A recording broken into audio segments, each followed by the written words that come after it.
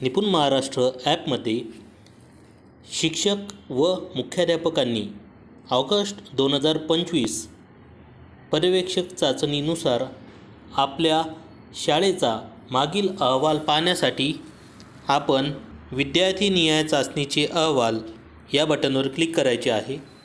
त्यानंतर चाचणी कोणी घेतली यानुसार आपण पद निवड करायचे आहे, उदाहरणार्थ पर्यवेक्षक।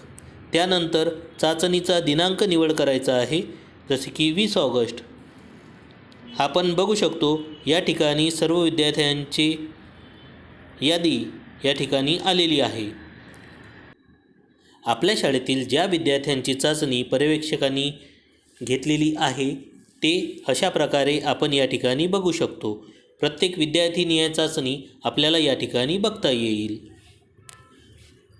तसेच आता होणाऱ्या शिक्षक चाचणीचे निकाल विद्यार्थीनिहाय आपल्याला या ठिकाणी बघता येईल। त्यासाठी आपण पद शिक्षक निवड करायची आहे आणि चाचणीचा दिनांक निवड करायचा आहे। तर आपण बघू शकतो की इयत्ता दुसरी सी यामधील अमीर या विद्यार्थ्याची चाचणी पूर्ण झालेली आहे आणि अमीर या विद्यार्थ्याची चाचणी घेणाऱ्याचे नाव, जसे की पर्यवेक्षक किंवा शिक्षक, त्यांचे नाव या ठिकाणी आपल्याला बघता येईल। सोबतच विषयानुसार झालेले मूल्यांकन हे सुद्धा आपल्याला या ठिकाणी सविस्तर बघता येईल। त्यासाठी आपल्याला वाचन, लेखन, संख्याज्ञान आणि संख्यांवरील क्रिया अशा 4ही विषय या ठिकाणी दिलेले आहेत।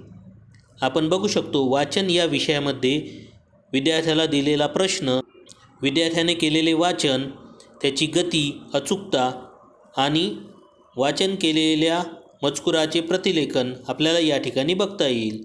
तसेच बरोबर वाचलेले शब्द यासोबतच चुकीचे वाचलेले शब्द आणि अतिरिक्त वाचलेले शब्दसुद्धा या ठिकाणी आपल्याला बघता येतील। याच प्रकारे लेखन,